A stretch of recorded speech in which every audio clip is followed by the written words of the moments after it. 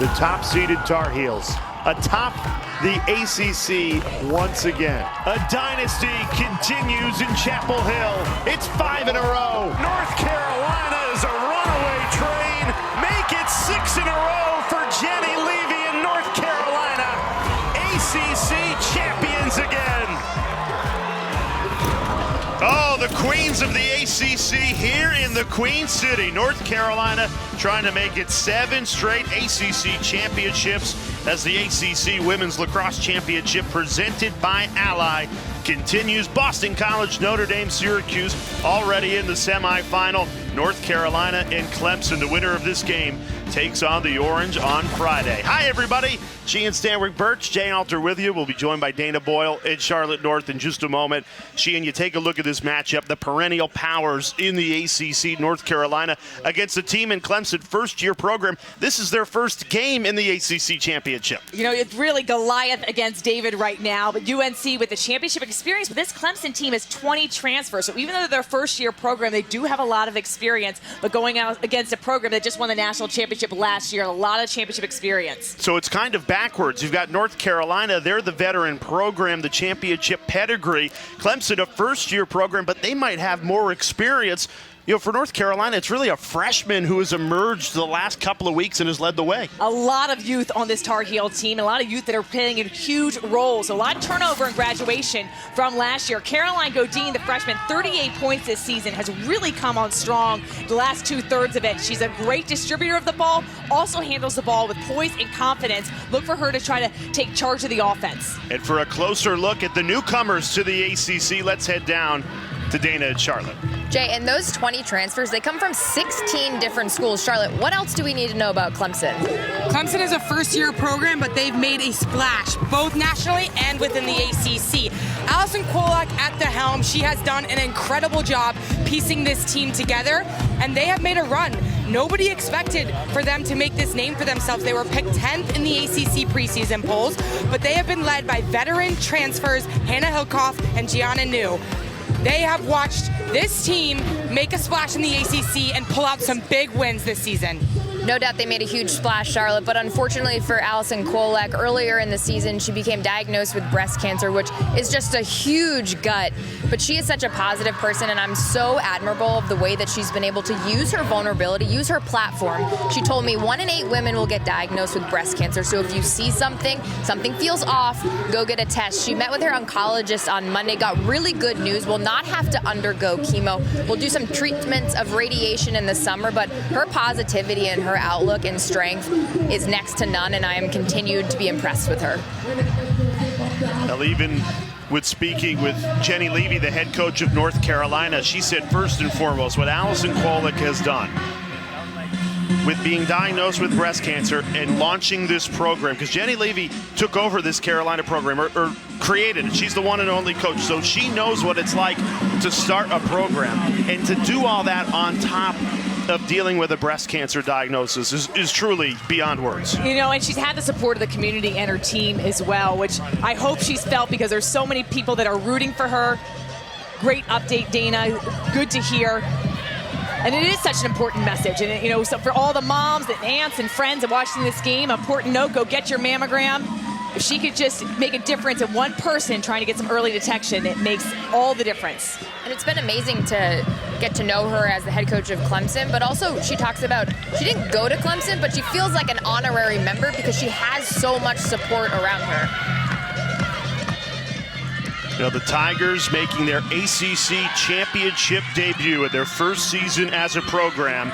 And who do they draw but North Carolina, the program that has won 6 straight ACC championships. It's Ella Little, the former Tar Heel, who was one of those 20 transfers to go to Clemson, in the draw control circle in purple for the Tigers. And it's Olivia Dirks in white for North Carolina.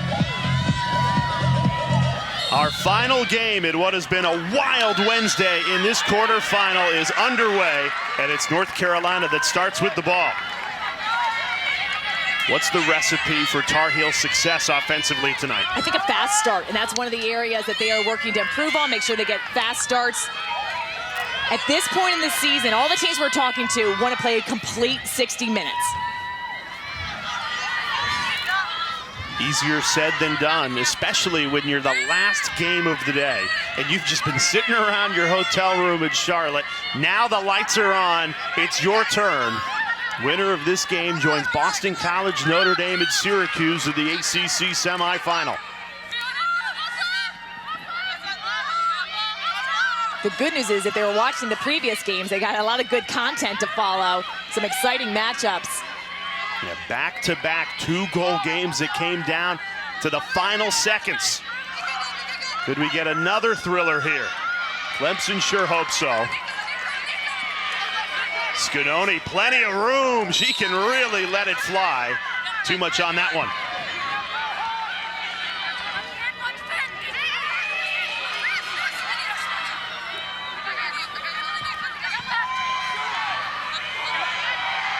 Shot clock down to 10. Here's Olivia Dirks spinning her way free. Missed it. Godine there to back it up, but not much time. Wow, that was an almost great attempt. Shot clock is going to expire, but they had 3 good looks on cage, not able to convert.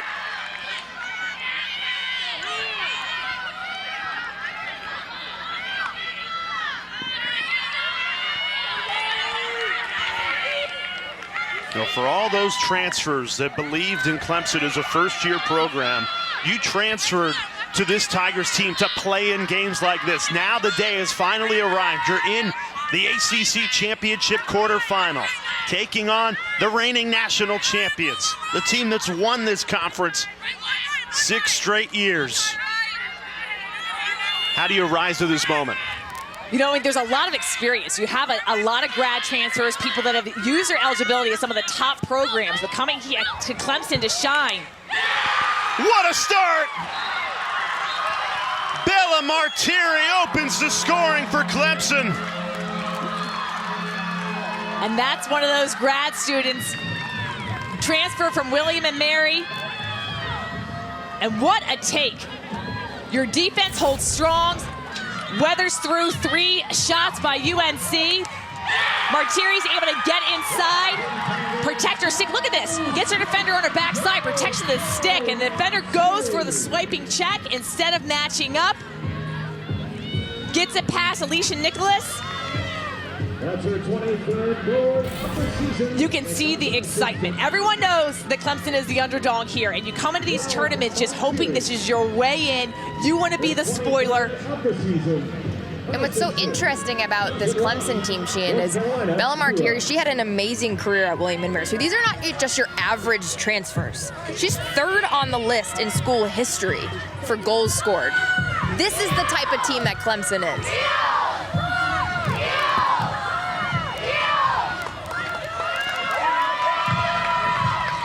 And that goal, certainly a dream start.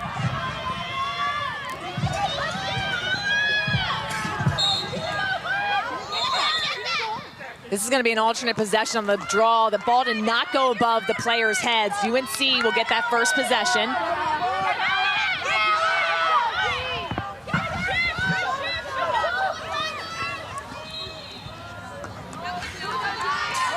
Jenny Levy telling us this week for UNC they want to get off to a fast start, that has been their Achilles heel this season.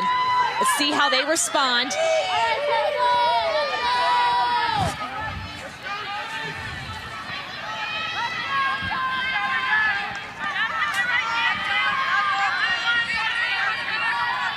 The ACC can be unforgiving for a first-year program, but the Tigers have survived a 12-5 regular season. Now their biggest test of the season, to play another day. There's another thing to mention as Clemson creates the turnover. This team is right on the bubble.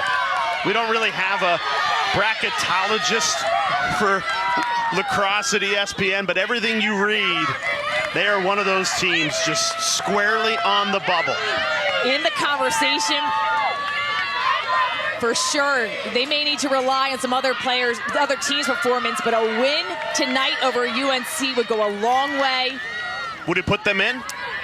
You would think so. Now, there's a lot of tournaments to get played. The ACC getting things started earlier than a lot of the other conference tournaments. But definitely have an opportunity. 14 at-large bids. What a pickup for Caroline Godine in transition down to Scanoni. They'll have to set up, though.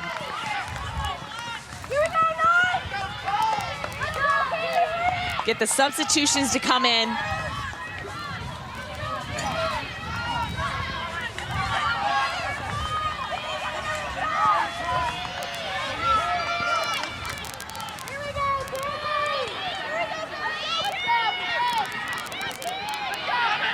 Here's Godine. A lot of freshmen out there for North Carolina right now.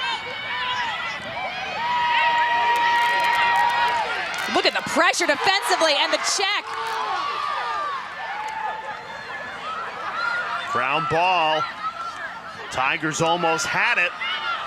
Emma Tilson almost creates the turnover, but excellent ground ball for number 9, Nicole Humphrey. UNC's got to be ready for the pressure. This Clemson defense.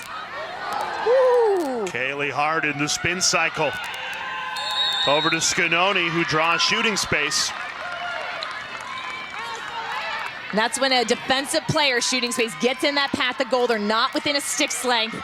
And you can see Scanoni, she's able to draw that foul. She's got the opportunity to shoot. She's looking to shoot. So that's a safety call. She'll get put on the 8-meter. One of the fastest shots in the game.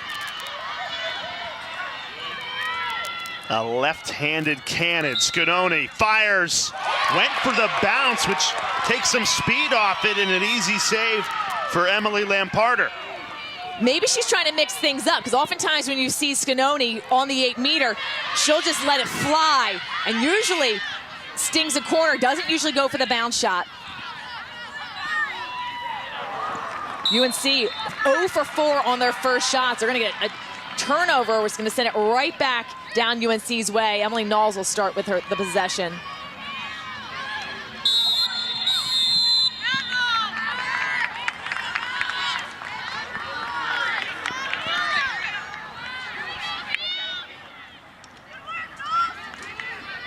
We've got a card here, Sheehan. Sophia Chepnik, the freshman, running off. The third leading scorer. Let's take a look here. Okay, Chepnik, so you can see the goggles moving, and Knowles asking for the call. Any contact to the head, neck area, it's a safety call. That's good and warranted. But now Chepnik will be down, sideline for up to 2 minutes. UNC a player up.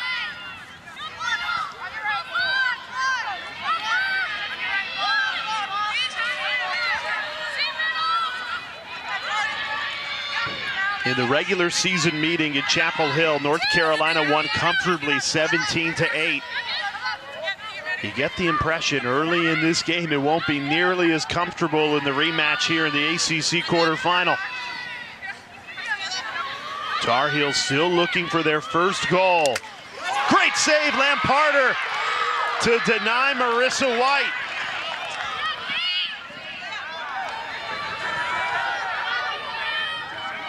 Nakia McCardle is able to get possession too. Not only a great save, but then the defense has control, doesn't allow UNC to get a second chance.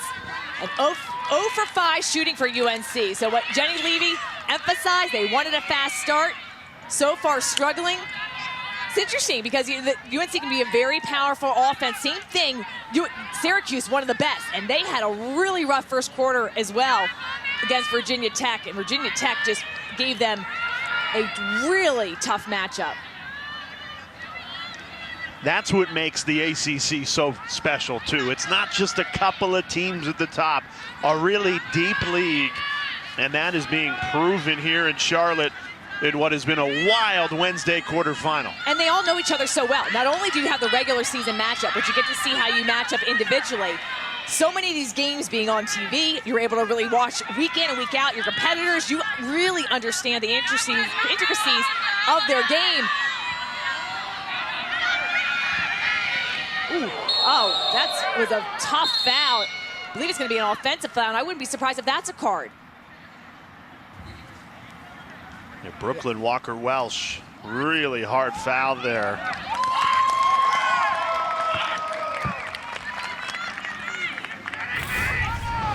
Let's take a look. And Brooklyn Walker Welsh being issued the card, saying she ran into the path of play. I don't think she knew what she was running into. Yeah, in real, when you slow things down, you're able to see a lot more. In real speed, it almost looked like they just collided. It almost looked like a charge in one look. So we're 9-on-9 for 3 seconds, and then Clemson will move player up. Yes. So for 3 seconds, we'll actually get to see Jenny Levy's rule change proposal, which is 6-on-6 instead of 7v7. And now Clemson goes player up.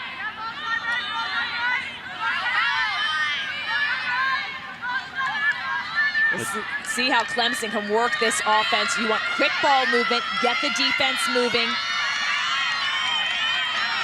Your player up for up to 2 minutes, but the shot clock still is in effect. So really work the defense, spinning the ball. Off-ball players got to move and get your defender occupied. Great ball movement. Even better save, Alicia Nicholas, her first of the night, to deny Clemson a player-up score. You know, Dana, we did that regular season matchup between these two in Chapel Hill. North Carolina won by 9. And in speaking with Allison Kwolek this week, you know, she missed that game, but she felt like even watching on TV, her team wasn't up for it. They clearly look up for it tonight. They weren't playing uninspired the first meeting, and it's been funny to listen to her stories. She's getting recognized now at the grocery store when she's at doctor's appointments, and people are asking her, what happened with the UNC game? And she said, in my defense, I wasn't there, but they're playing with much bigger pep in their step, and they believe. I think they believe now that they deserve to be here. Well, they have certainly shown that in the opening quarter. North Carolina still looking for their first goal of this game. They'll be player down until about 9 seconds left on the shot clock, Sheehan. So what's the strategy here, trying to score player down? I think you still keep attacking the cage. We've seen plenty of teams score when they are player down, but you need to make sure no one's standing and watching. You really got to occupy the defense, and you can have a good chance to draw a foul too. So dodge the cage, try to draw a foul, get yourself on the 8-meter. Wurzburger trying to evade the pressure.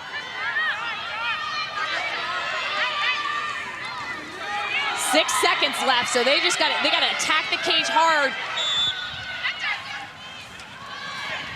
Lamparter to the rescue.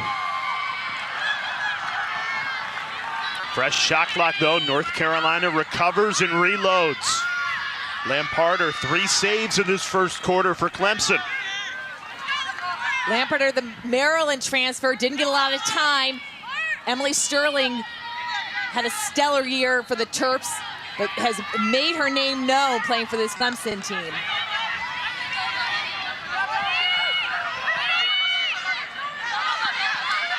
You know, it's a new look with a lefty goalie in cage. She's standing tall and strong, and she's stopping a lot of shots. As attackers on the offensive end for UNC, you got to take an extra second. Adjust your mindset. If they're used to playing a right-hand dominant goalie, they've got to take that extra second to move her off her line. What's the biggest difference there, Charlotte, righty v lefty? Definitely up high. Well, up high is where North Carolina just went to tie this game at 1. Caitlin Wurzburger. Clemson's been so difficult to break down defensively, but Wurzburger comes up clutch. She can be very dangerous, rolling around the crease, does a little dip and dunk to get the score. North Carolina searching for their first goal. Wurzburger gets it done. We're tied up at 1-1.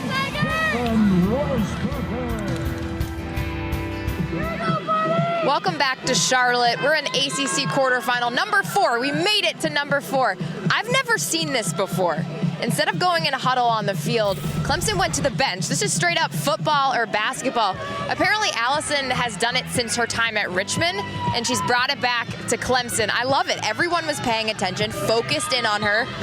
And she said, we just need to play a little bit harder, clean it up a little bit with the turnovers. And she told them defensively, stay at the 12. Make Carolina come to you. I think you and Charlotte need to start taking seats in between action too. You've been on your feet all day. I actually sat down and listened to the huddle like I was a player. I don't blame you. It was a nice little break. My back's a little sore. I think I need to wear my orthotics next 4 games we do.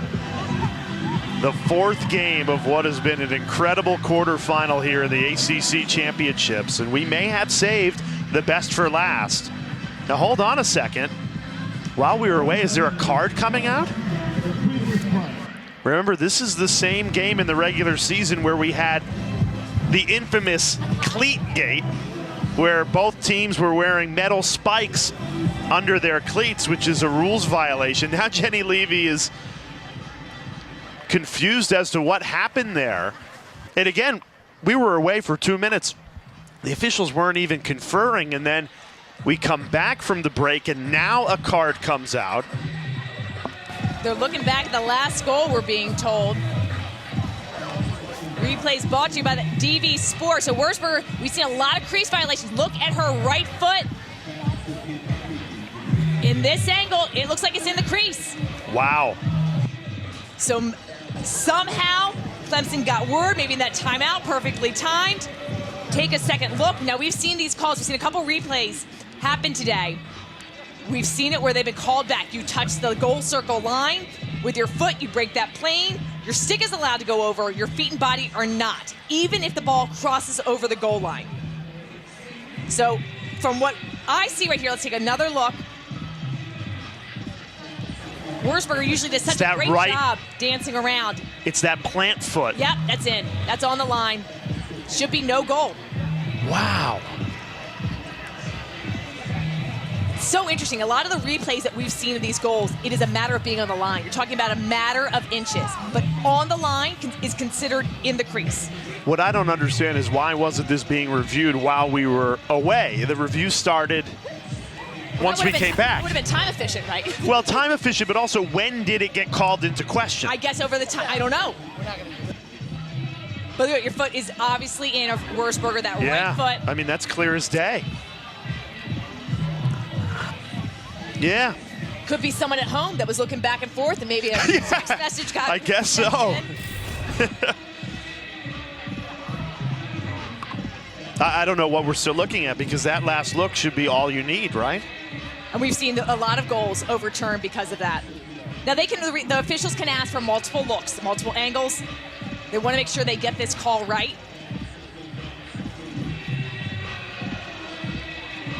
Got 3 officials looking into it. We've seen 2 goals today in the quarterfinal ruled out. This will make a 3rd. And that's a great angle. Great look here. You can clearly see. No question. Foot it's no on goal. The crease.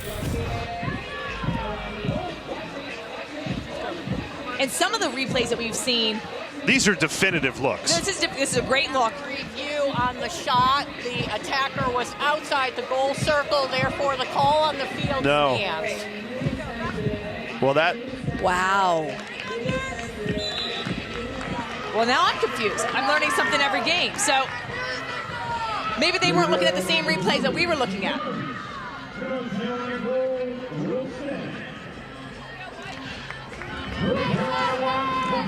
At a loss for words, because again, we've had a couple of reviews today. That one to me was the most obvious overturn. And actually affected the goal because it was before the shot.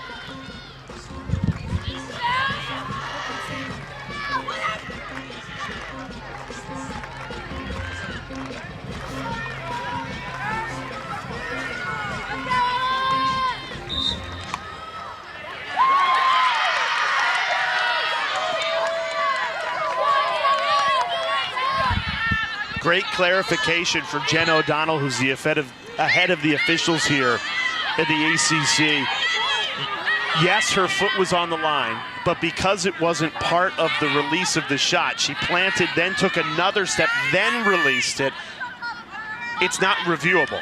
What's only reviewable is what is happening in the goal and the aftermath. That was deemed too early in the lead up before the shot. That's the explanation I was just given. Me too, but... Appreciate the clarification. It makes a little more sense. We got to get this experimental review cleaned up because it's caused a lot of confusion.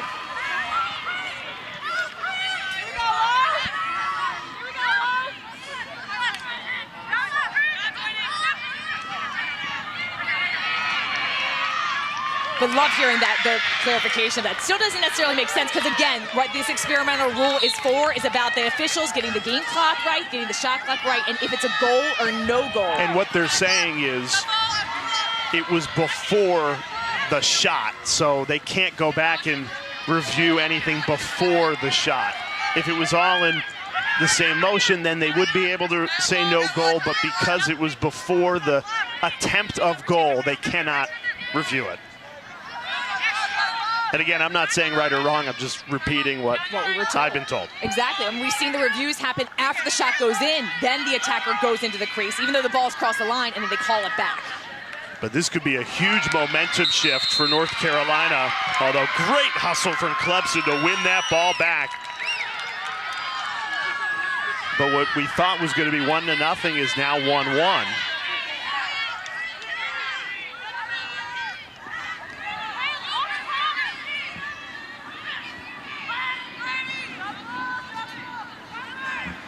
And if you're a Clemson fan watching the ACC championship for the first time, learning the sport of lacrosse, and you're confused, you're not alone. We are with you. The Tigers have only attempted 2 shots in this opening quarter, but they cashed in on one of them. North Carolina has had 8 shots, and they've only scored 1, and might not have even counted. Ooh, we're gonna see a Clemson player in the crease. But was she pushed in? Yes. And that was off ball.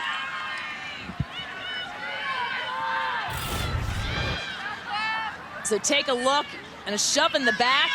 Again, that's one of those fouls that the officials can easily card on.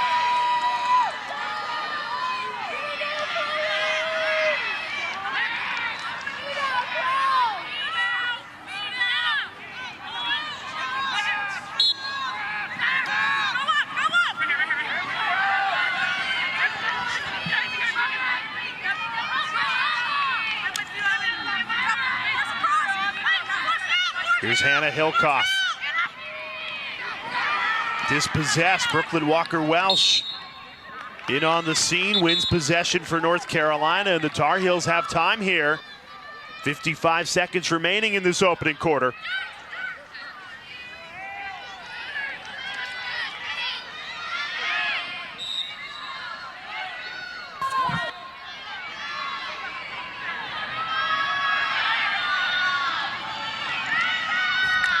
Riley Casey leads the team in assists. About 50% of the Tar Heel goals have been assisted this season.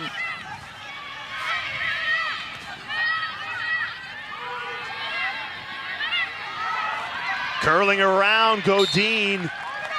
North Carolina there to back it up. She really is able to get a step on her defender. I'd love her to adjust the placement of the shot. Try to go low, rip it around, use your defender and almost screen the goalie. Wurzberger, who scored that controversial first goal, trying to add another. Lamparter makes the stop. And after 15 minutes, all tied at 1. A lot of confusion with that North Carolina goal. The officials say it counted, and we are all tied at 1 in our 4th and final quarterfinal.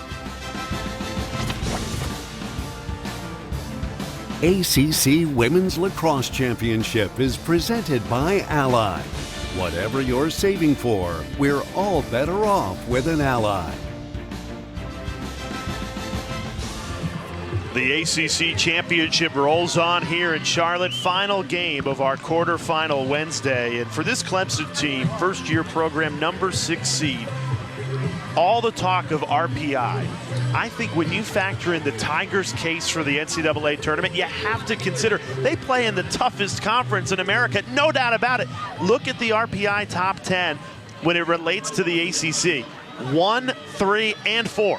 You know, it's one of the toughest conferences to play in, and when you play teams with high RPI, that helps your own RPI. So even the fact that Clemson's playing against UNC, that should help them out. And as we've seen the last few years, the RPI, that statistical calculation makes a big deal in terms of the NCAA's tournament selections. It's usually the #1 criteria for the selection committee. So Clemson, being a new program, Allison Kolek, Dana, has had to bring in an RPI expert. i.e. insert Mark Kolek, her husband, who if you need a bracketologist, if you need a freelancer, he's your guy. Allison said he stays up really late, he makes the calls, he's on the web, he's searching, he's watching all women's lacrosse games. He is all in on Clemson lacrosse, making it to the postseason. Not to mention, before Allison even took the job at Clemson, he already had a realtor, he had already found a house, and she hadn't even accepted the job yet. That is how all in he is on Clemson. On board from the beginning. Yes. That RPI spreadsheet, he's got it color-coded.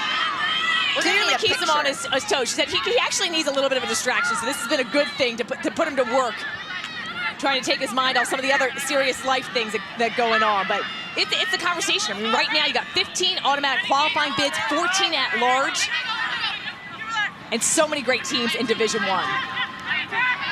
And Allison told us that Mark knows all the teams that are also on the bubble with Clemson, right on that cut line for who could get an at-large. And he watches their games and goes, Allison, you know, we really need Yale to lose today.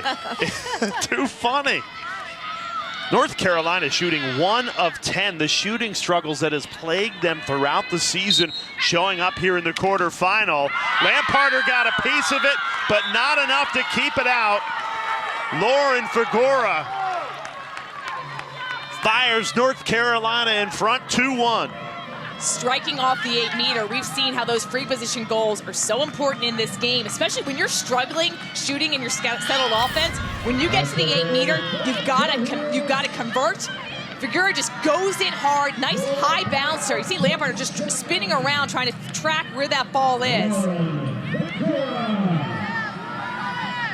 They capitalized there on that 8-meter, but they generated it the same way they generated the Melissa Scononi 8-meter that they didn't cash in on.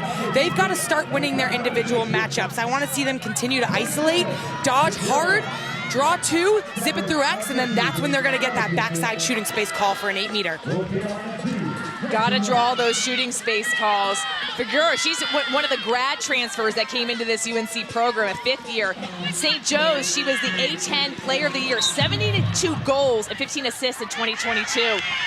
Hasn't chipped in, just gets her 7th goal of the season for UNC. A lot of people thought that she would be a huge factor in this offense, but UNC typically has players emerge and they get in the conference tournament in the postseason and really start to shine. Will she be one of those players? A year ago, it was Sam Geiersbach. She played her best lacrosse in May, really won them the national championship, and she was a transfer who came on really late. Ended up being a star of that tournament. UNC with the perfect season ending in the national championship. I hope that's not a trigger warning for our field analyst, Charlotte North, as we're waxing poetic about the Tar Heels. I think I saw some tears coming from her eyes. She's walking away from me. She's now. already got a national championship. She does, and 2 Tewaratons.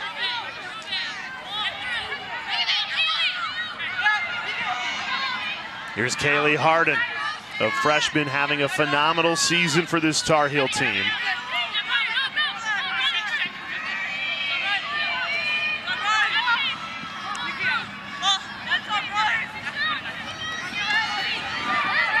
Here's Nicole Humphrey.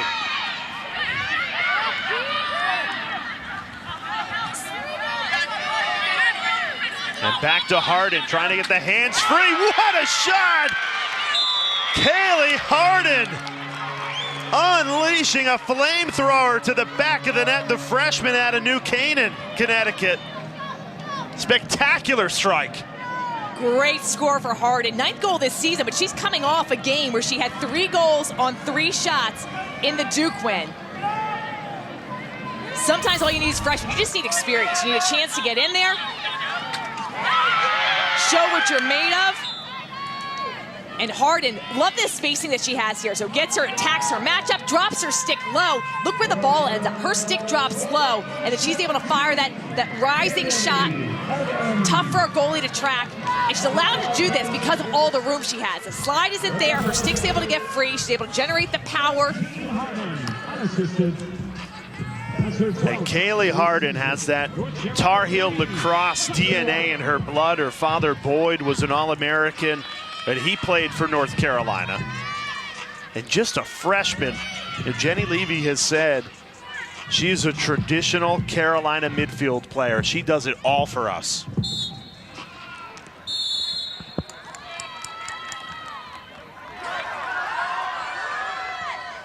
North Carolina piling on the pressure after Clemson was playing the better lacrosse in that opening quarter. North Carolina has scored 3 in a row, and they are starting to dominate the draw, up 5-1 in the circle.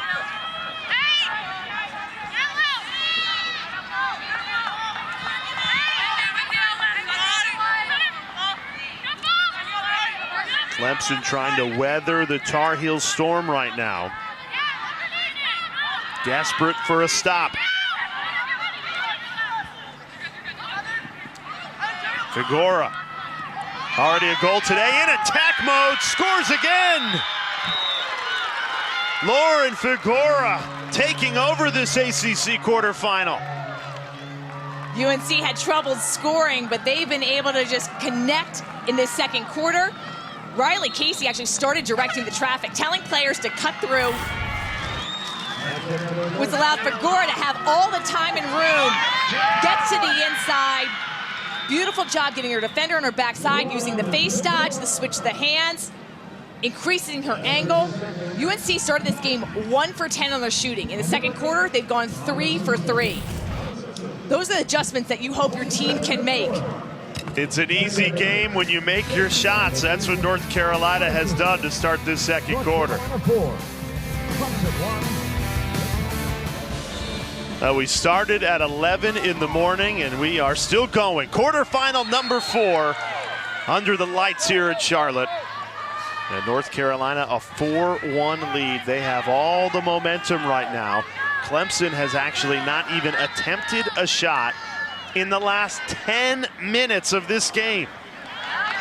And they just had a turnover and offense, just a slippage of the feet. It was raining earlier today. It's been dry for the last few games.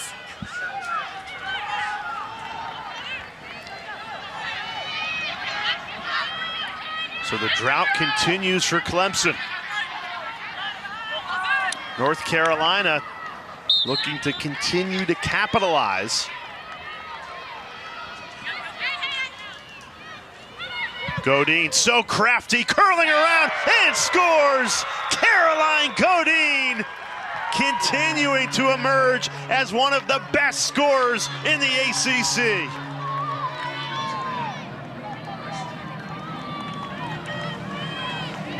This second quarter, the offense for Carolina has really picked up the pace.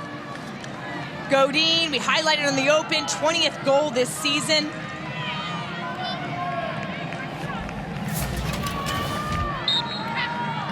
Lauren Figueroa gets things started, getting off the 8-meter with a connection. Kaylee Harden with the sidearm rip to the corner. Figueroa again for her second score. And capped off by Godine. I love what she did differently. She's dangerous coming around the crease. Earlier in that first quarter, she ripped it high. This time she comes around, drops it low, gets the score. And you see here tonight, this is the difference. First quarter, 1 for 10 shooting for UNC. Second quarter, they made some key adjustments, different people emerging, 4 for 5. 4 goals in 3 minutes and 7 seconds for the Tar Heels, while keeping Clemson off the scoreboard. They've been winning those individual matchups. They're taking hard 1v1s. When they're changing direction and coming out of those dodges fast, they're exploding towards cage, and that's increasing their angle on these shots. Well, that increase in angle has led to 4 goals in 3 minutes, like she had said. And at the start of this second quarter, it is all Tar Heels. North Carolina has won this ACC championship for 6 straight seasons. Would love to make it 7 in their home state of North Carolina. On the run, Nicholas did well to get in front of it. And now Olivia Dirks with plenty of green grass in front of her. Here come the Tar Heels in transition.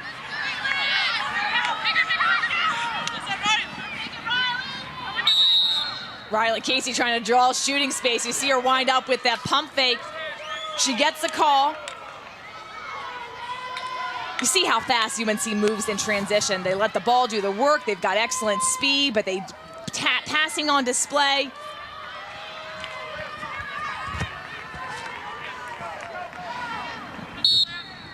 Casey off the pipe.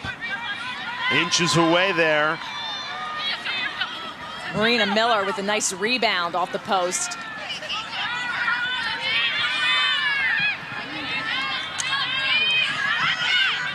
Clemson controlled this game for the first 15 minutes, and now it's shifted to North Carolina. What can the Tigers do to get a foothold back in it? Well, they got to get more shots. UNC, 15 shots. They've started to up their conversion rate. Clemson's just been limited to 3 shots. So more possessions. And they just need to take care of the ball and make sure when it's on their offensive end, it's got to end with a good shot opportunity. UNC pressuring out defensively. You can see how wide they're coming out.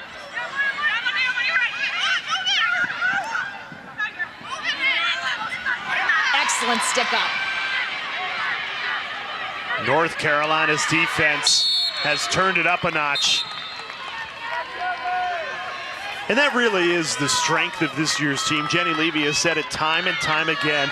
When you look at last year's national championship team, the offense is totally brand new, but the defense does return a lot of that talent that lifted the trophy. And they are leaning on them right now in this quarterfinal. A lot of experience. Emily Knowles leading the way for them. New keeper in cage, Taylor Marino, graduated last year. Alicia Nicholas has taken over the reins. But that was just an excellent display of defense. Good footwork, sticks in the passing lane. They're able to come up with the blocked pass.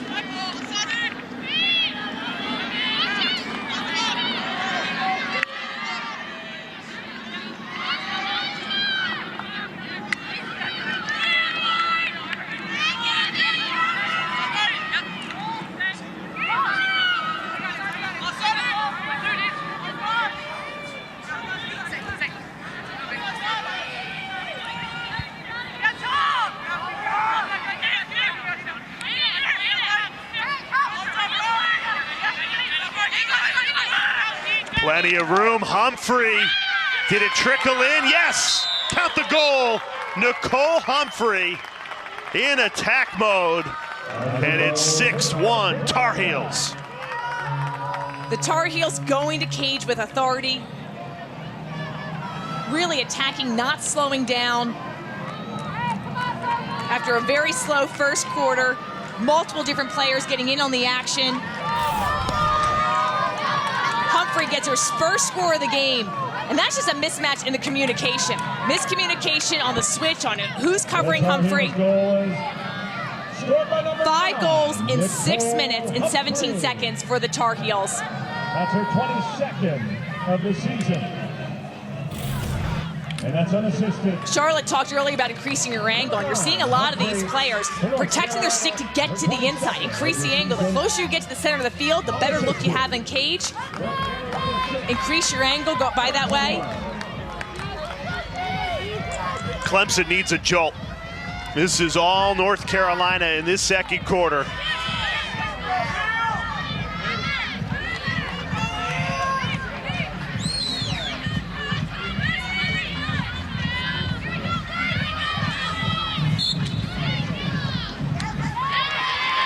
It might all start with a draw control win. Spinning through the double team, a lot of contact, no call. Emily Knowles named to the All-ACC first team yesterday.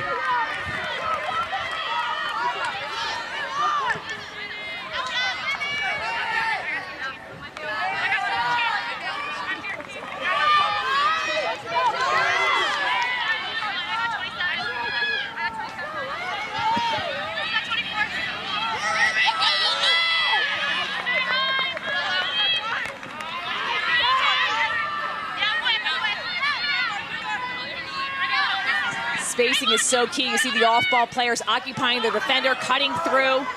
Burst of speed. Nice save, snuffing it out. Emily Lamparter, exactly what the Tigers needed. Quick save, quick clear. Pushing in transition. Pushed it a little too hard, though, and turned it over. That's now 8 turnovers. Really hurting Clemson. Only 3 shots. And it's allowed all those turnovers, North Carolina, to really have more possession, more control in this second quarter.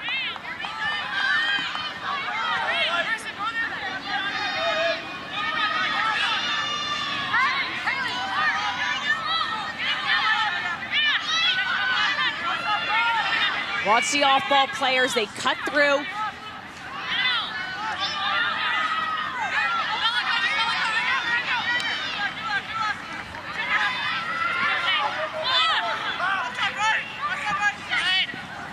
Marissa White muscles her way in and scores. The freshman so good at just creating her own angle, her own shot. She really does show shades of Jamie Ortega. And it's 7-1 North Carolina. White, the 36th goal this season, leads the team in goals. And this is just a classic case of one more pass, getting in the extra pass. This allows the real opportunity for White to get to cage. Look at her ability to cut to the inside. Godine with a nice pass, feeding back. And White's able to release that before the double team collapses. Beautiful placement. 6 different goal scorers for this Tar Heel team. The Tar Heels lead the ACC with 19 different goal scorers on their roster. And after shooting just 1 of 10 in the first quarter, Jenny Levy's team shooting 6 of 8 in the second, and they have blown this game wide open. It looked like it was going to be a real battle and a low-scoring affair, 1-1 at the end of the first quarter. Second quarter, things have opened up. Now, does any part of you wonder how the game would be different if that Wurzburger toe on the crease is waved off and Clemson ends that first quarter 1-0? I think that, yes, that's a game difference of a call. The team, you got to adjust. You got to adjust the way that the game's being called. And I think actually UNC, though, they've come out a different team the second quarter. They had a wake-up call. And that's why a lot of teams have liked when the women's game switched over the quarters. It gave them another reset. And they had an ability to regroup as a team. A real stoppage in play. Shooting space being called. So Clemson will be put on the 8-meter. Now, momentum is a real thing in the sport of lacrosse. And since that Wurzburger goal counted, Carolina scored 7 straight. Clemson trying to end that run here. They are desperate to do it. Emma Tilson charges in and scores. Went low to beat Alicia Nicholas. Exactly what the Tigers needed. Not many scoring opportunities for Clemson, so when you get put on the 8-meter, you can see the sigh of relief from Allison Kwolek.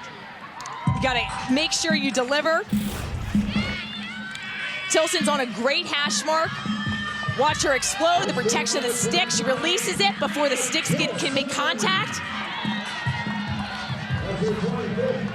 5-hole right between the legs.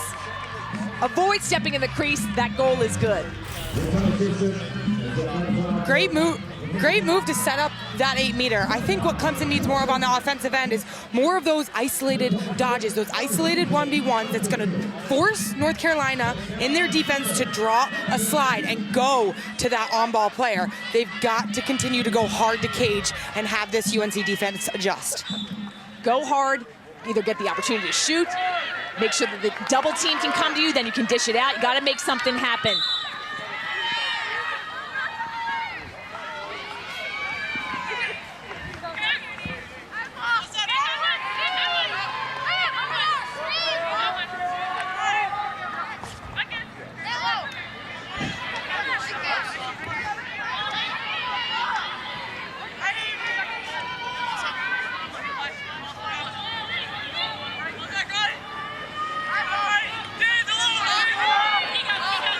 Here's Riley Casey setting up the North Carolina attack. Yeah, the key for Clemson here is to just string together stops. Plenty of teams we've seen today mount some serious comebacks. Still a lot of lacrosse left.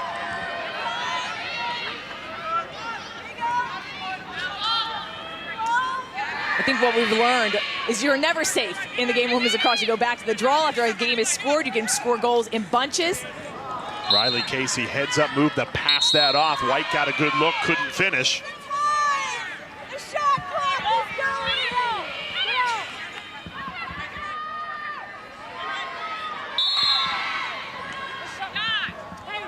9 seconds on the shot clock for Caroline Godine here.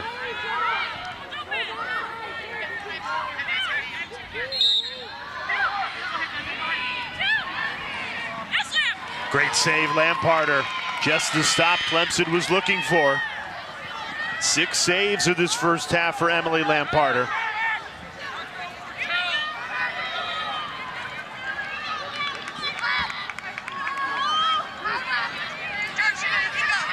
"20 shots on the day for UNC. Clemson with 4.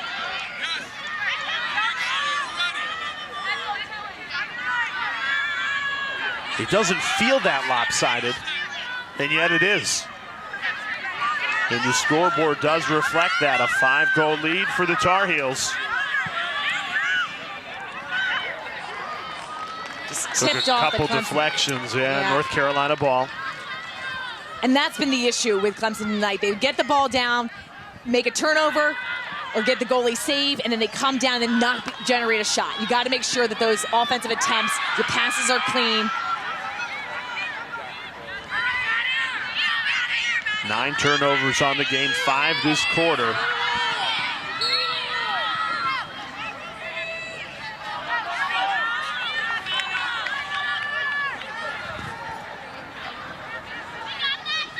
Look at the overload play.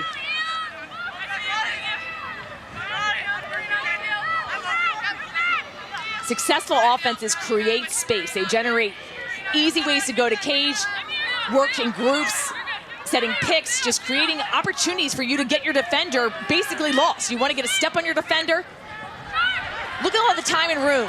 By North Carolina pulling the off-ball defenders off, making that a longer slide, you're forced to make sure that Clemson's going to guard you one-on-one. Much easier to beat. Harden has a step before she got the shot off, shooting space.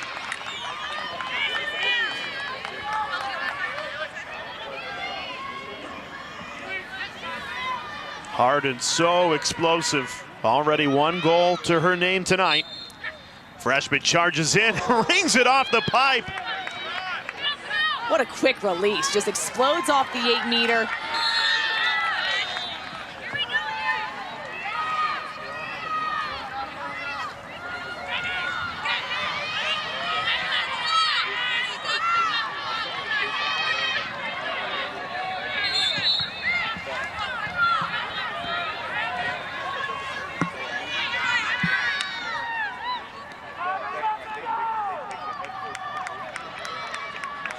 Now there's still an entire second half to play, Sheehan, but it does feel like the Tigers could surely use a goal here at the end of the first half. It would be great for them just to end with some positive momentum.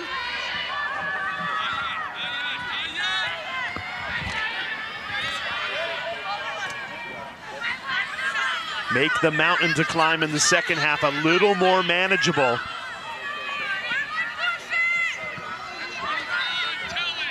And the shot clock is off, so Clemson can hold for the final attempt of this first half.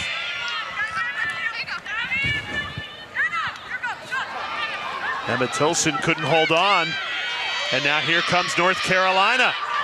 Time for the Tar Heels here to strike one more time. Here's Harden.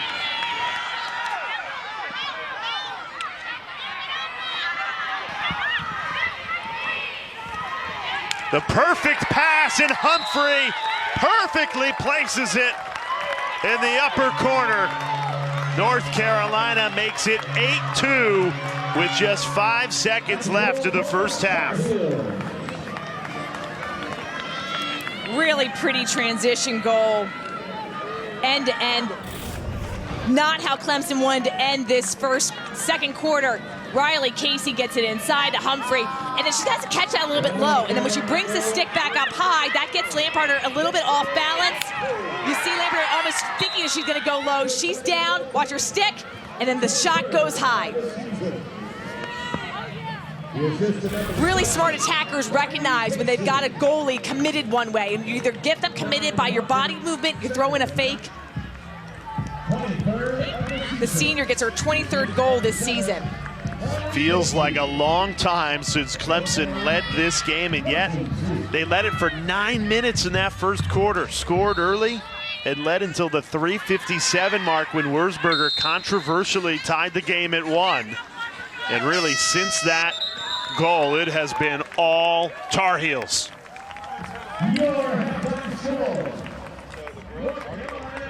Jenny Levy, the perennial power program in the ACC. Her Tar Heels have won 6 straight conference tournament titles in search of 7 in a row, which would just be incredible. And they are certainly off to a stellar start, an 8-2 lead. Let's hear from the head coach. Down with Dana. Yeah. Thanks, Jay. You ended that with a slick transition goal. What did you like about your offense in the second quarter? Second quarter, much better spacing, better timing. Obviously, they're sending some early slides and just like a little bit better patience on it. Sometimes I think you can play with the slide a little bit more than we did early in the game. So, it's a young team, so we're learning as we go here. How do you feel about the defensive effort? Great. I love what Ellie Chagi is doing up top. She's a freshman and handling a great mark. We're just really trying to work together, play hard. They're a great offense, and they've got multiple threats, so we just have to continue to help each other and play good one-on-one defense. Thanks, Jenny. Thanks. Jenny Levy's team in the driver's seat in search of a 7th straight ACC championship, and they're well on their way. An 8-2 lead at the break. Final half of our ACC Championship quarterfinal presented by Allies. Ian Sandberg, Birch, Jay Alter with you. Dana Boyle, Charlotte North down on the field. North Carolina starts the second half with an 8-2 lead. What changed in this game for the Tar Heels to really gain control? Their second quarter, they were explosive offensively. We ended the first quarter 1 goal apiece for these two teams. North Carolina came out inspired, 7 goals in that second quarter. And they had no turnovers in the last 26 minutes of the half. Only had 2 in those opening minutes. Clemson had 10 turnovers, so UNC just dominated the possessions and really capitalized on their scoring attempts. 6 different goal scorers for the Tar Heels. Now, if this comeback is going to happen for Clemson, it has to start at the draw. Ella Little, who transferred from this North Carolina team after winning the national championship last year to this new program, Clemson, getting bested at the draw so far tonight against her former team.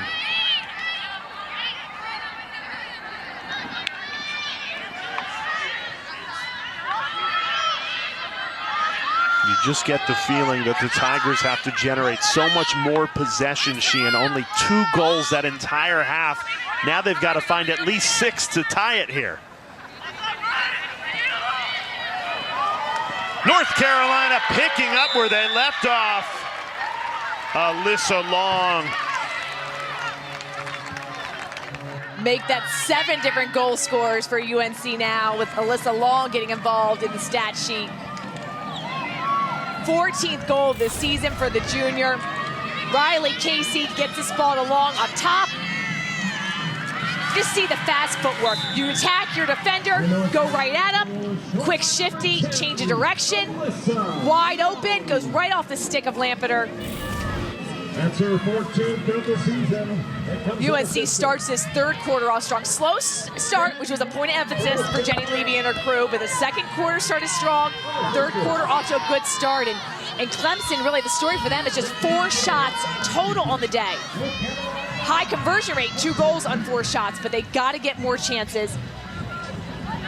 The draws, they're in UNC's favor. UNC with 8, Clemson with 5. And that's what makes Jenny Levy a Hall of Fame coach, is even though Carolina's up by 7, in control of this game comfortably, you know that after this game, she's going to be on her team about another slow start. I mean, that's definitely something that she's noticed in games before. You want to make sure you're playing a complete 60 minutes. But we're seeing in this ACC tournament, no one's had a complete perfect game. Who's been the closest? Who's been the best team on this Wednesday? Now I got to look back. We started the day at 9 a.m. arriving over here. What do you think, Virginia Tech?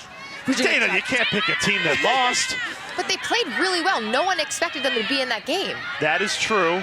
Would you agree with that, Virginia Tech, Sheehan? That was their best performance all season long. They put a really corrected. solid effort. Now, unfortunately, their time ends now in the tournament. So I would say Notre Dame. I don't disagree with that. That Notre Dame-Virginia game was a tight battle back and forth. I thought that they put together a really nice battle, avenging that loss when Virginia had the upper hand. Charlotte, who do you think? I don't know. Those Boston College Eagles look pretty good this morning. Get the homer off the mic. Get the homer off the mic. No, but that UVA Notre Dame game was incredibly exciting, and both teams looked really skilled, but Notre Dame held on to that lead, and their offense and defense both showed up today. They did. That'll be quite the game. Boston College against Notre Dame. Much needed goal for Clemson. The freshman, Sophia Chepnik. She's been a constant scorer for them all season long. She's made her mark with 20 transfers on this roster. She's a true freshman, 14-game goal streak. Watch this battle for possession. Chepnik with a beautiful fake, and she really pumps a fake. Sometimes you just do a teeny little fake. She sells this one big time, all across her body. Again, cuts to the center of the field. You see the emphatic stick drop.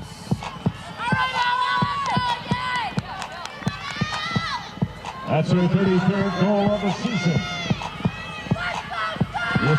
Pink ribbon, the pink hair ties. We saw that nice piece at halftime. How the players playing for their coach, Allison Kolick.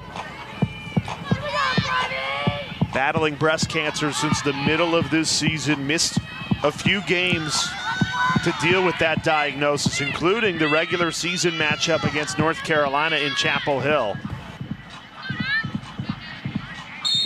If you know one thing about this Clemson team, you know they are going to battle for their head coach, for their first-year program until this final whistle.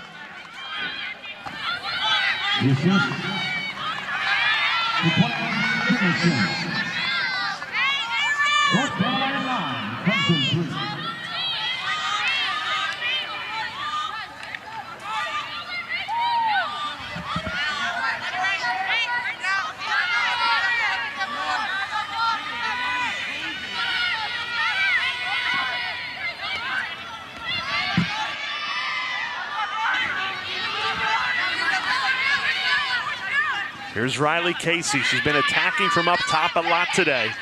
And Kaylee Harden feeling confident. Lost her footing there. Running out of the double team. Someone's open. Got to find that open person in the double team. You got to present yourself in a position to get the ball. Now there's the open player. Lamparter the save. You know, she's been the biggest bright spot for Clemson. 8 saves for the sophomore Emily Lamparter. Those 8 saves are huge. Gaining possession, Clemson with 10 turnovers to UNC's 2. So the goalie saves are a big factor in how Clemson can climb back in this game.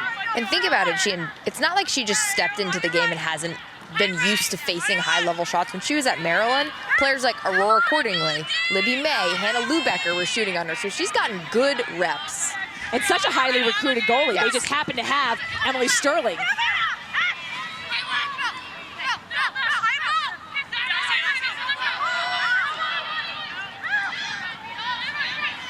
Good movement offensively for Clemson.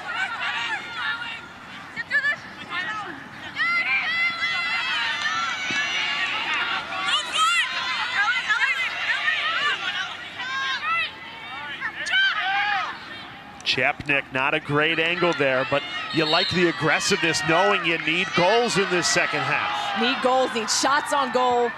More opportunities. I think when she switched her left hand, it was hard to make that shot just with the positioning that Nicholas had in cage.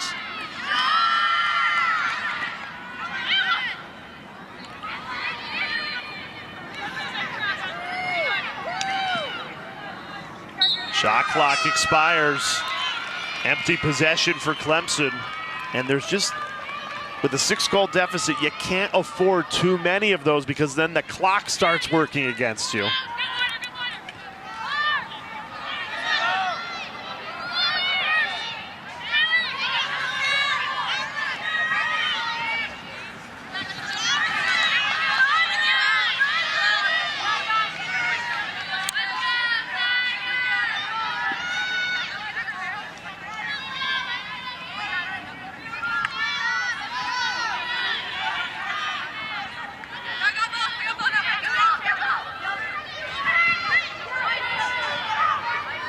Here's Humphrey.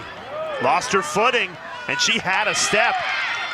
Would have gotten in on Cage, but couldn't keep her feet.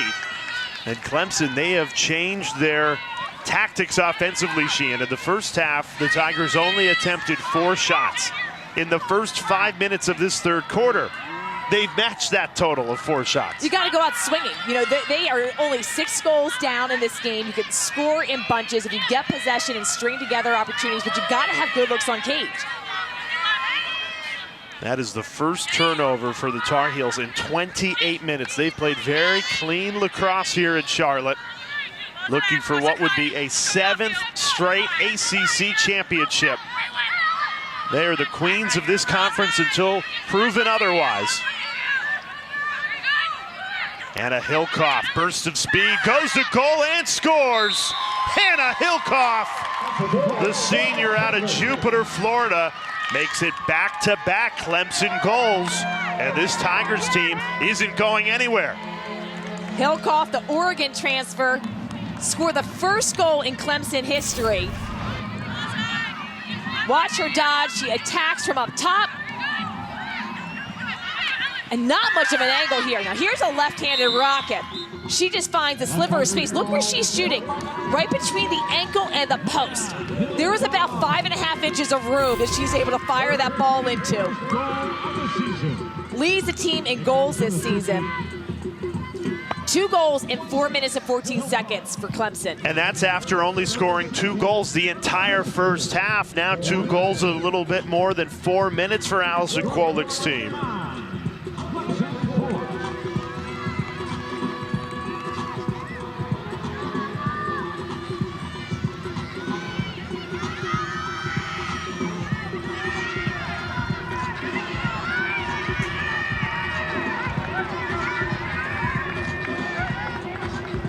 I don't know if I noticed the music happening during the game for all the other games, but It's really good. It's definitely making it lively. The DJ has been on fire. We need the playlist. And I want the light show again. Can we get that? I don't know who's making that happen, but that was good energy. That was, we've played 4 games, and the light show only came after that one Emma Ward goal. So I don't know what warranted it, but yeah, it was electric. Emily Little, excellent control at the center.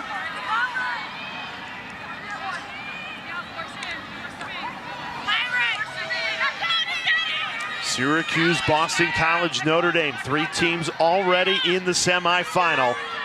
The 4th team, the winner of this game, North Carolina, in the driver's seat right now.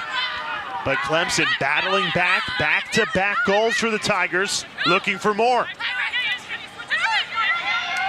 Dangerous feed, knocked away. Emily Knowles showing why she's one of the best defenders, not just in the ACC, but in the nation. Very quick reflexes, gets her stick up there in the passing lane, and look how fast she moves downfield. Getting fouled along the way. Love how she's assessing, looking behind her, making sure she's not a threat to be dispossessed.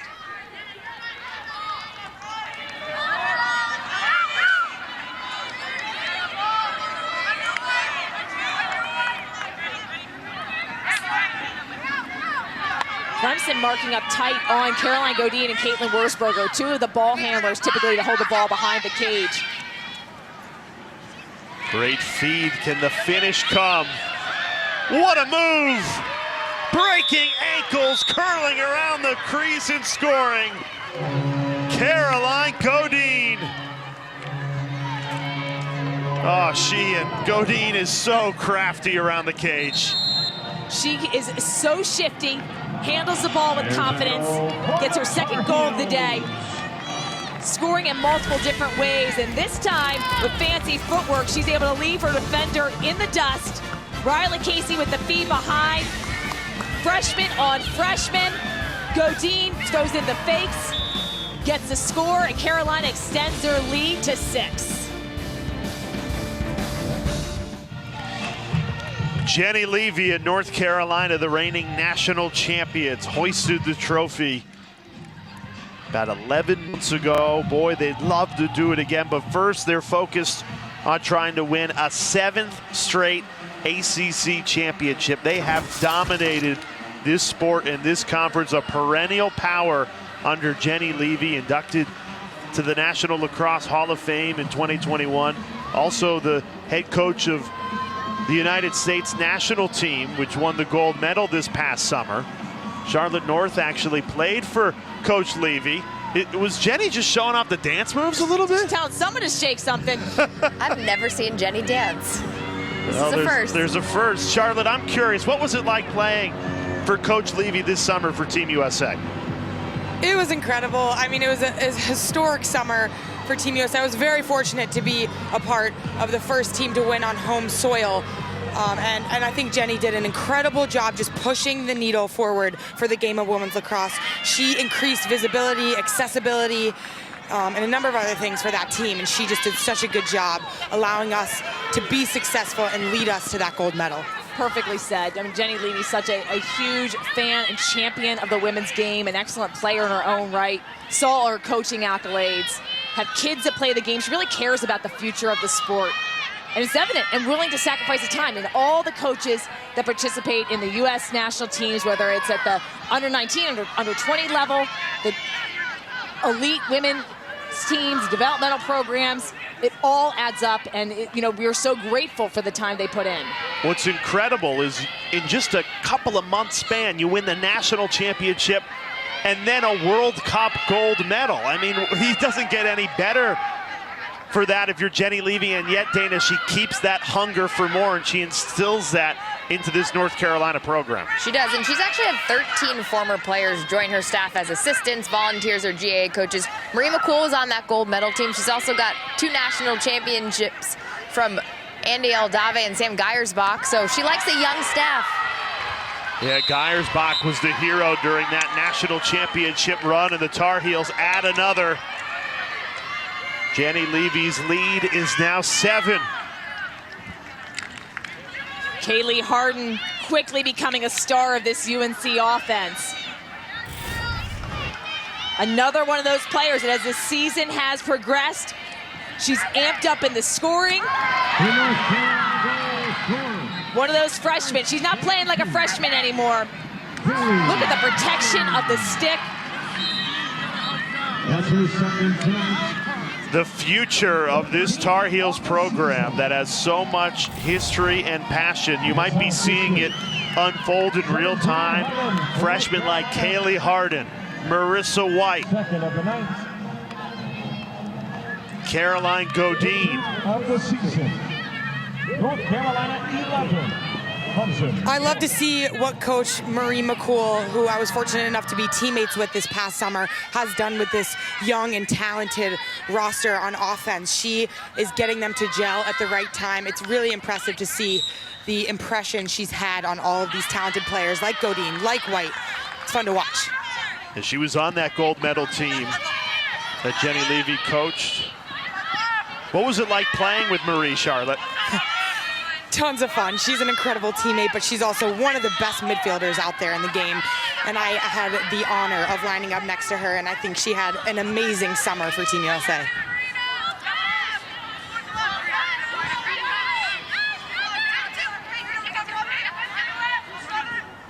Coming into this game, UNC, about half of their goals have been assisted. Tonight, 9 of the 11 goals are unassisted. So the individual efforts paying off. You see McCool there watching on as her offense goes to work. Looking to add to this 7-goal advantage.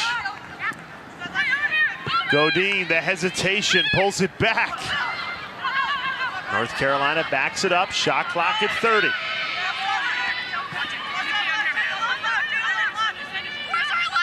Riley Casey launches into the attack. Almost a quick stick finish. Clemson now can clear.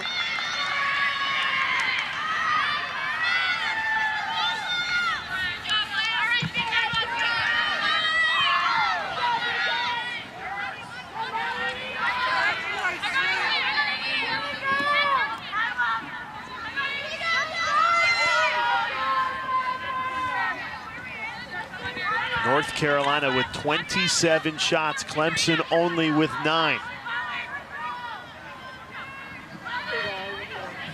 That's just been the story of the game, just the amount of opportunities. And UNC just changing. 1 of 10 they're shooting in that first quarter. Didn't get the strong start they wanted, but got a really strong second quarter. And have much improved their shooting since that first quarter.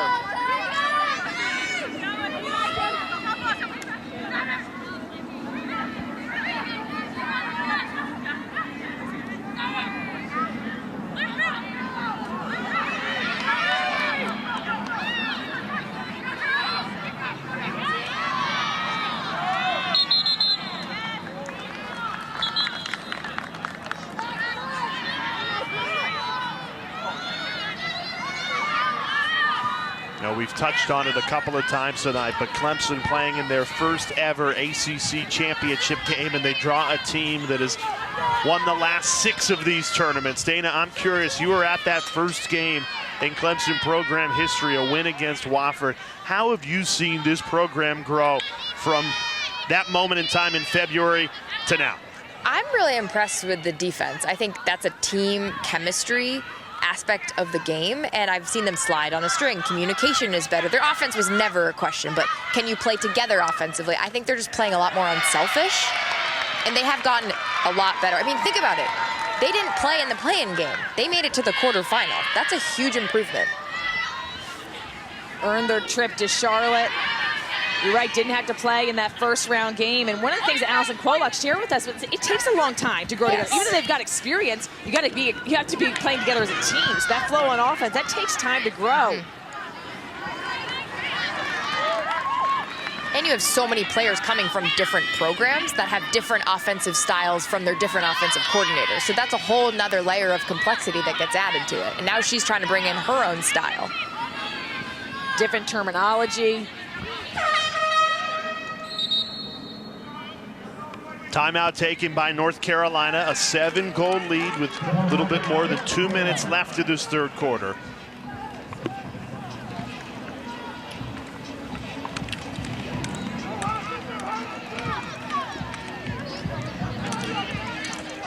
Our 4th and final quarterfinal on what has been a wild Wednesday here in Charlotte.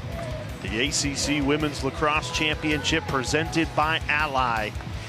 Boston College got things started, a 15-9 win behind 4 Jen Medjid goals, then a thriller between Notre Dame and Virginia. That game was tied at 13 before 2 late Irish goals to put Notre Dame in the semifinals. So that's matchup number 1. And then she and Syracuse, tested by Virginia Tech, the Orange, somehow survived that game 14-12.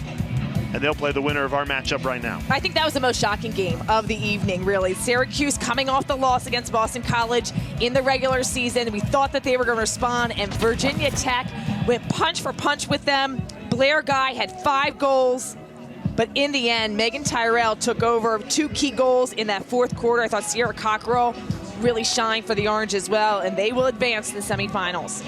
I think you got to look at what makes the ACC the best league, the best conference when it comes to this sport. Virginia Tech testing Syracuse. Virginia and Notre Dame going punch for punch.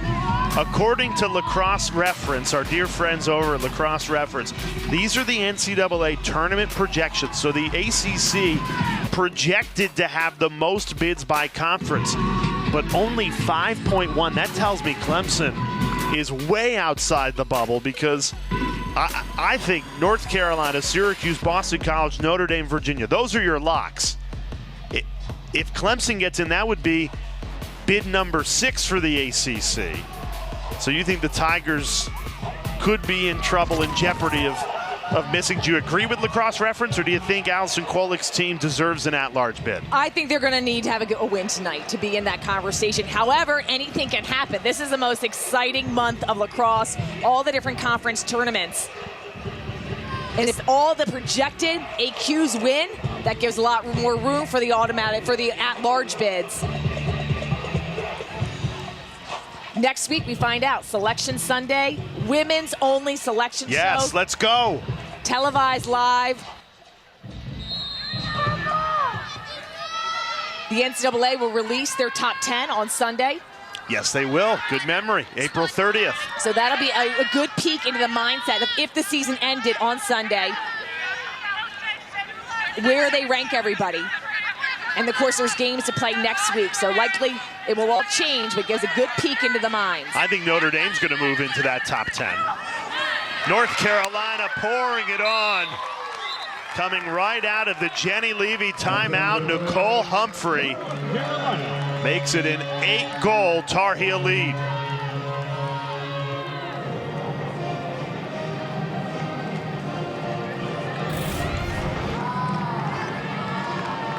Marissa White takes the ball, and then beautiful backdoor cut. Great finish. This is the unselfishness. Marissa White sees the double team come, dishes it to Nicole Humphrey. She takes her time. I think the adjustments made, throwing in the extra fakes, seeing the ball on the stick, taking the pass on the run, doing all the little things to make them successful.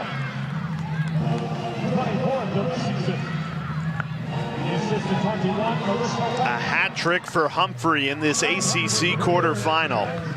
I'm still stuck on the lacrosse reference 5.1. See, to me, it should be more 5.4, 5.5. Like there's a 50-50 chance that Clemson does get in. A 12-win team playing in the toughest league in the country.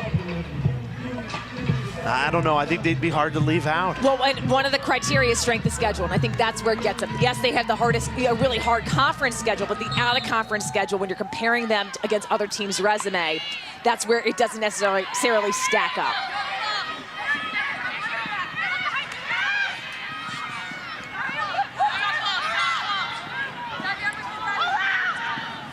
That's the kind of night it has been for Clemson. A great opportunity, but just losing the footing, the finishing at the critical moments. Add in 15 turnovers. That has not helped. Meanwhile, North Carolina's played a very clean game. Tar Heels have only committed 3 turnovers. They've dominated possession, piled on 29 shots, and 12 of them have ended up in the back of the net.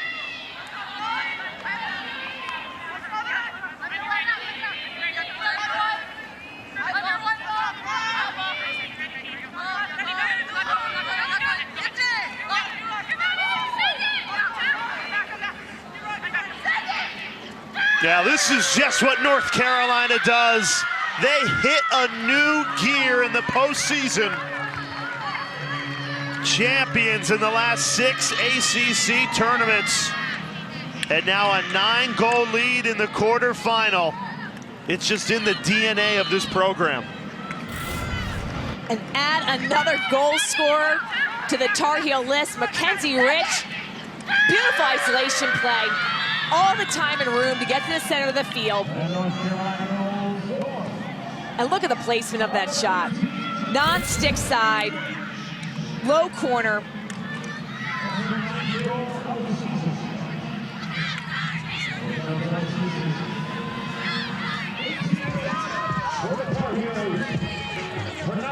Mackenzie Rich, the goal scorer, a 9-goal Tar Heel lead. And now what you have to start to worry about if you're Clemson is not only are you trying to come back on the scoreboard, but one more goal for North Carolina, and the clock becomes your enemy. 10-goal lead, and the clock continues to run. A little good pickup. Little going right to Cage, trying to do a little too much there, and it's taken away. Another caused turnover by this Tar Heels team. That's 8 on the night. 10 seconds left in the quarter. Ellie Traggia really doing an excellent job tonight in the helping in transition.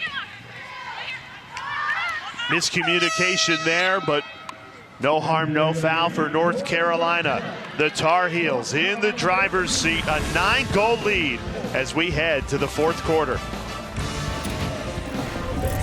The ACC Women's Lacrosse Championship presented by Ally.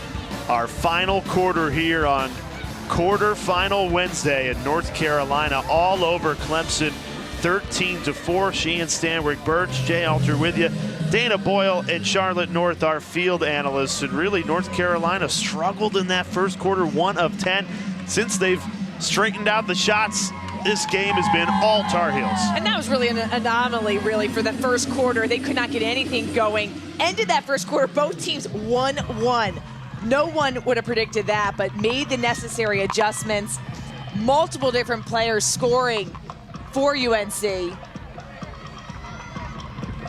8 different scorers. We mentioned it, but it's worth repeating. UNC leads the ACC with 19 different goal scorers. Amazing having that many players contribute, and that speaks to the depth. Kaylee Harding controls the draw control to start this fourth quarter. 1 goal from a running clock, and that is Clemson's worst nightmare. Because not only do you have a mountain to climb being down by 10, but you have no way to stop that clock unless you score a goal.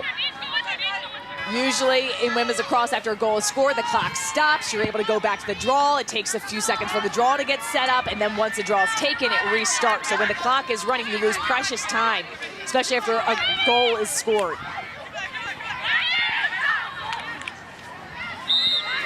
Dana, what's the word down on the Tar Heel sideline? Just to note, number 45, Brooklyn Walker-Welch for UNC, one of their best defenders alongside Emily Knowles. She has ice on her right knee, I've been told by the trainer. Nothing of concern, they're just resting her. Smart move. I mean, this is going to be a lot of playing over the next couple days.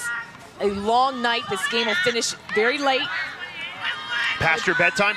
Past my bedtime, but I've been fueled up with enough caffeine to make it through. Teams have a day off tomorrow, quick reset, and then they'll play hard game. The competition only gets stiffer on Friday. What do you do in that day off?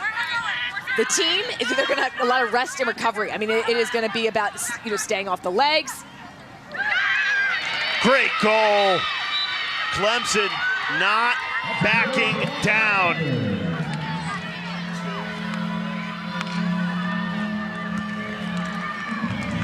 They narrow the gap right now, Clemson. This is in their favor to get the score. The clock stops. Makes it harder for North Carolina to get that running clock. Good pass inside. Gianna New with the score. New, the transfer from Davidson. Now 50 goals on the season, leads the team in points. An outstanding campaign for this first-year program.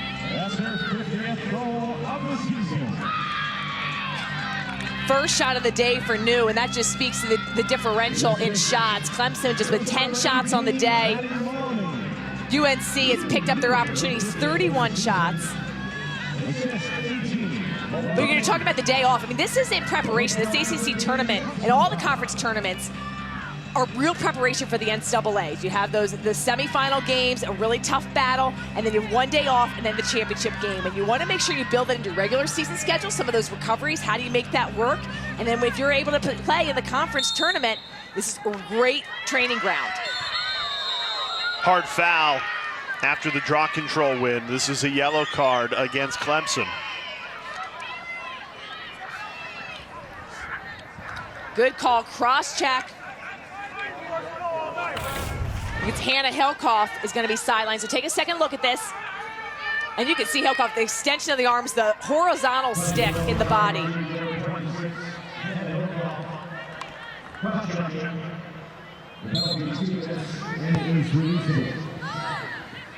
This penalty is releasable. It's Clemson's second yellow card of the night. It's a 2-minute penalty, releasable on a UNC score.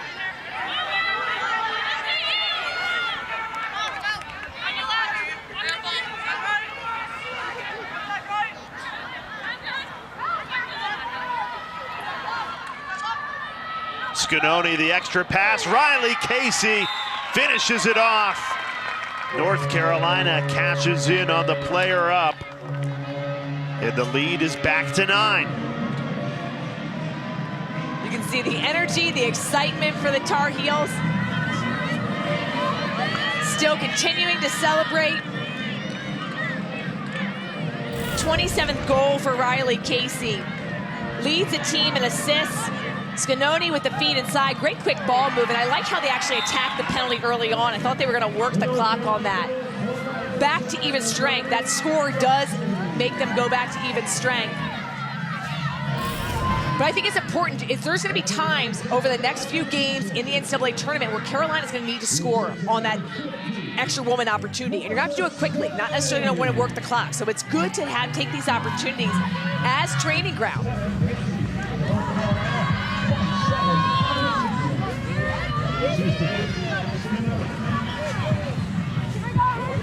Player on the North Carolina Woman Up unit that I love watching and have loved for years is Marissa Scanoni. She is an outside shooting threat on that lefty wing. You see she had the feed there. They have to honor her as an outside shooter. So she gets the defense to collapse on her, and that allows her to see the open cutter to the inside.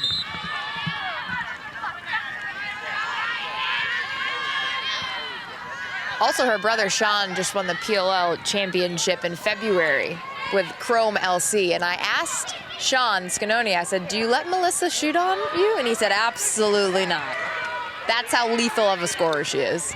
Yeah, Sean Scanoni now in the PLL. He was a great goalkeeper at UMass. I go back to calling that first round matchup. UMass was in New Haven playing Yale the year Yale won the national championship.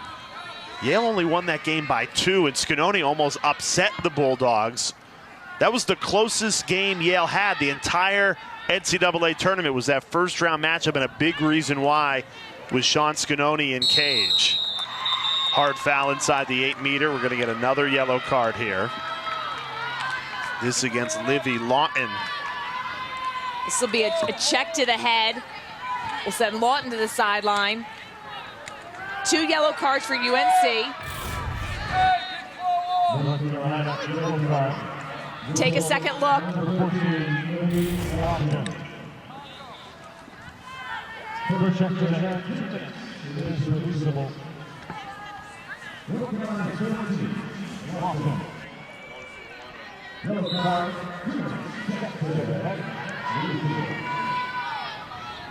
See, I would think you go to goal there because you're down 9. The clock is against you here in the 4th quarter. You've only scored 5 goals in the first 3 quarters plus. Now you have to find 9. Why wouldn't you just go on the 8-meter, Sheehan? I like the 8-meter. I mean, I loved taking shots off the 8-meter. If you don't feel like you're confident taking it, you don't want it to be a turnover because a goalie save there is going the opposite direction. So depending on who's at the 8-meter and what your angle you're feeling, I only want them taking it if they feel confident. Otherwise, better to get it in somebody else's stick. But time is of the essence. Now or never for Clemson, and the Tigers get the goal. Belle Martire, her 2nd goal of the night. And Clemson converts on the extra woman advantage. Martire opened up the scoring for Clemson. Gets the extra player score. Excellent job finding the hole in the defense. This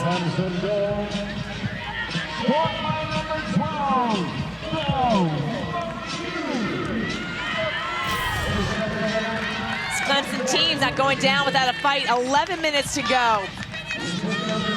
A lot of time you hear from the sideline. Let's finish strong.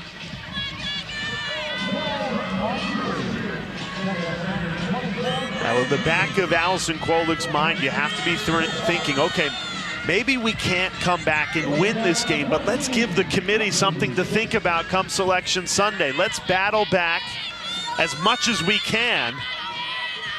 I mean, hey, maybe you can complete a miraculous comeback, but at least give the committee one final impression of this Clemson team. We've seen some pretty epic comebacks, and you know my rule. I like thinking a minute to score a goal is a very doable achievement.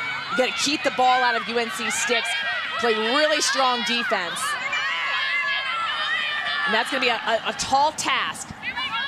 But I think if anything, you want to finish strong. This could be the last game of the season. A lot of these players graduating, many more return, but you want to end the season on a high note of strong effort. And she challenged them to play inspired. She felt like that last UNC game, the last time out, played a little flat, uninspired, unspirited, and I'm seeing a lot more oomph in their play.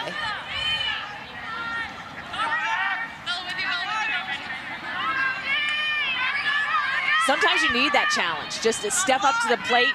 So much of this game is emotional.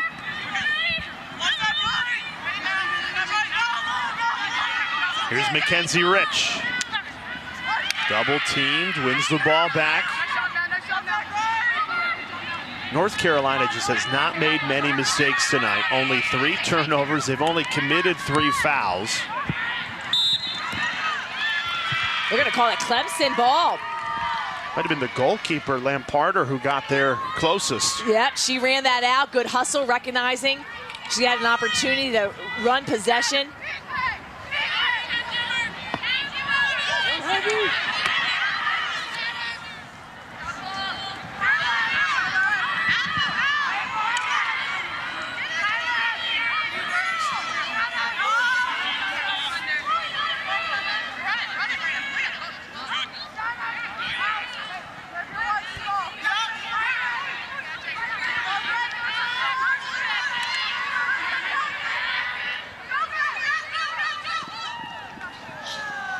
Clemson with a sense of urgency, but going a little too quickly.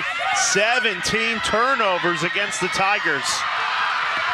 But Clemson wins it right back. Great hustle to not give up on that ball. And right in front of the Clemson bench, erupting with excitement. If that's not the charge that they need, I don't know what is. Big opportunity for Clemson now. I think you just got to attack. Got to go hard. Try to draw the foul. At least just driving a cage. We saw them put on the 8-meter. Try to draw more of those attempts. Oh. Nice save, Nicholas. Her 3rd stop, but she's only faced 8 shots on goal.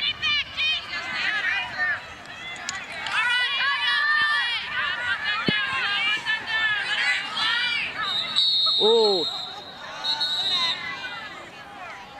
Strong, hard whistle.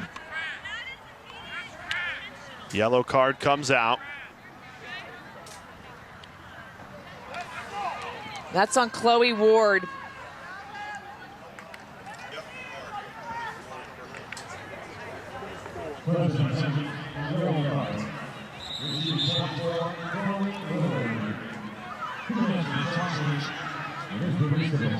Not what Clemson needed, an unnecessary foul in the midfield. You do a check hard into the body. That's going to be whistled. We've seen a lot of yellow cards. That was a swiping check. That easily could have been a yellow card as well. So Clemson's got a rein in their play right now. It's their 3rd yellow card. On the 4th card, that becomes unreleasable. Right now, UNC a woman up. We saw them attack this player up penalty pretty early on in this clock, the last sequence. We'll see what they opt to do here. You have to think it's frustration foul, Sheehan. Yeah, I think you got to rein that in. I mean, that's something that you need to do, not do in the midfield right now. You're trying to climb back into this game. You can't do a crazy check into the body, inside body, where it's a point of emphasis. It's everyone's responsibility. Coaches, players, the officials. We're trying to keep the game safe. All of us love this game so much. So, gotta pay attention. The only equipment that is worn is the goggles. And North Carolina's been lethal. Player up. 3 for 3 with an extra player on the field. Caroline Godine with the last goal. A 9-goal lead for North Carolina. They can smell that semifinal.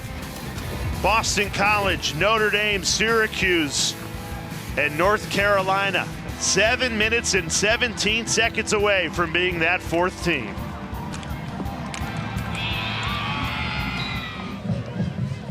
ACC Championship quarterfinal, North Carolina well in control, a 15-6 lead. Time now for Watch This, presented by Ally. Charlotte, what do you got? UNC offense tonight, 9 different goal scorers. They found a lot of success, especially in this second half, off of the dodge. They have so many threats on this offense, and they've attacked from X, from up top, on the wings, and they've made the most of their opportunities in front of the cage. They've been efficient in their shooting in the second half. 9 different goal scorers and 11 different players have taken a shot for the Tar Heels. That's Allies watch this of the game. And North Carolina now, Sheehan, just 7 minutes and 17 seconds away from securing that spot in the semifinal. They'll face Syracuse, the winner of this game, BC and Notre Dame in that first semifinal game on Friday. That'll be a rematch from when the Orange went down to Chapel Hill and won 14-12. And that was an interesting game, a back and forth game that really UNC had a lot of chances, a lot of missed opportunities offensively, but they easily could have pulled away of that game. Dominated the draw in that matchup, certainly something to watch for on Friday.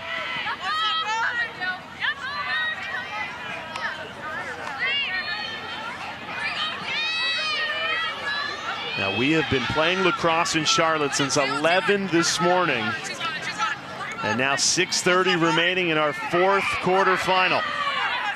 North Carolina looking for a 10-goal lead. Marissa White delivers.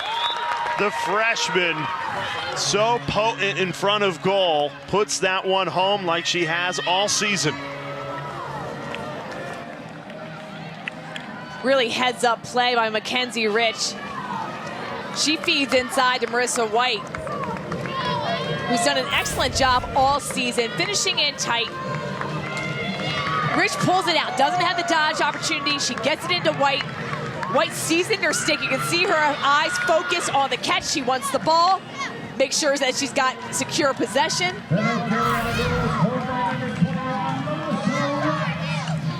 That shot placement, I know we talked earlier about a lefty goalie, but that offside hip, it's hard to hit when you're playing against most dominant right-handed goalies.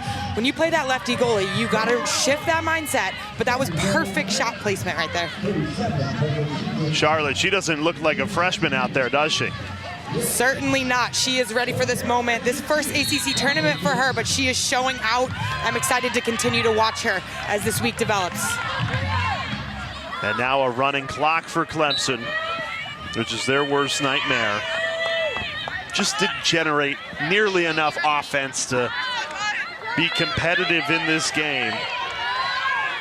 The first quarter, they were very close, led for 10 minutes, but that was on the back of defense. It wasn't the scoring. The first quarter is really unusual with that 1-1 end of the first quarter. 17 turnovers for Clemson. You know, that was really a troubling statistic to get over, especially when UNC just had 4 turnovers. Emily Lampeter was strong in cage with 9 saves, but the 12 shots for Clemson, even if they scored on all of their shots, still would be in the deficit.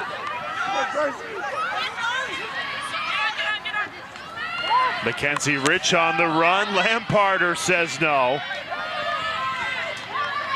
10 saves for Emily Lamparter.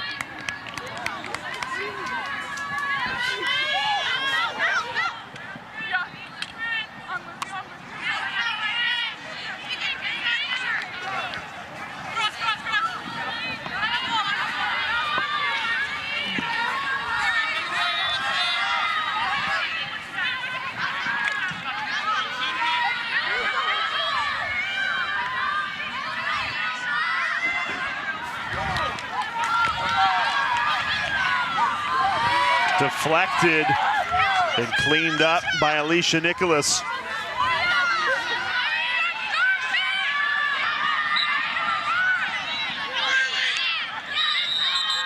And if you're North Carolina, you just want to make sure you get through the final 3 minutes and change healthy. You want to stay healthy, you want to just make sure that you're controlling the bout ball. Clemson, they also just want to end this game with no one getting hurt. Continue the fighting, the effort.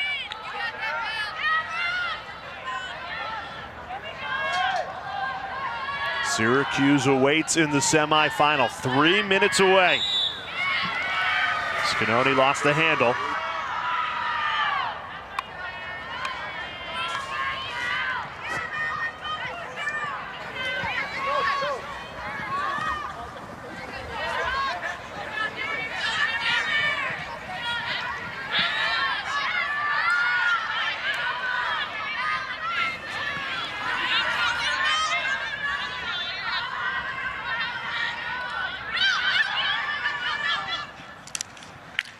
Clemson battling to the final whistle.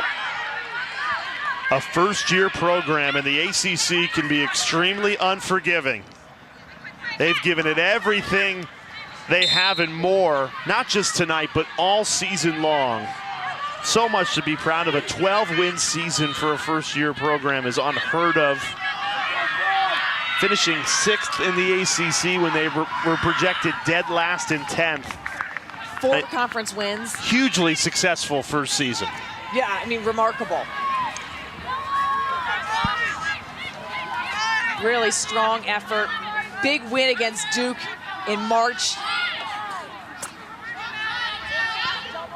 And a clear platform that they can build on. Yes, I mean, it's clear that the support that the Clemson University has for women's athletics, for the sport of lacrosse. And how about the new facility they're about to build in Clemson, South Carolina? I can't wait to see it in person. It's amazing. The renderings are incredible. That's going to be one of, if not the best facility in the sport when it opens. What a great commitment from the university to support this sport. A 10th ACC team. Could we see even more expansion? I feel like every year we see a new team. Pitt, second-year team, Clemson, first-year program. Dana, who's the next ACC team that you think would join the party? I want to see Florida State. I think lacrosse in the Florida area is really growing. Like Vero Beach area, let's get Florida State involved. Yeah, why not? Hard foul. That's a yellow card. Clock does stop on a yellow card. UNC's 3rd yellow card of the day. It's on Anna Barton.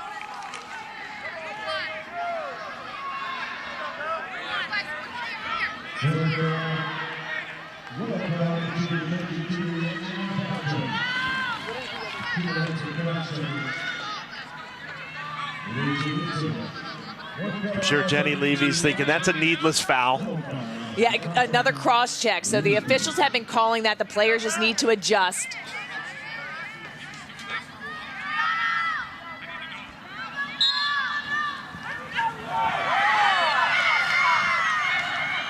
Battle for the ball, won by North Carolina, and now they can seal this victory. The opening quarter was tight and ended 1-1, but a second quarter that belonged to North Carolina outscored the Tigers 7-1 and did not look back. Clemson trying to end this first year on a high, snuffed on the doorstep, and North Carolina wins it 16-6.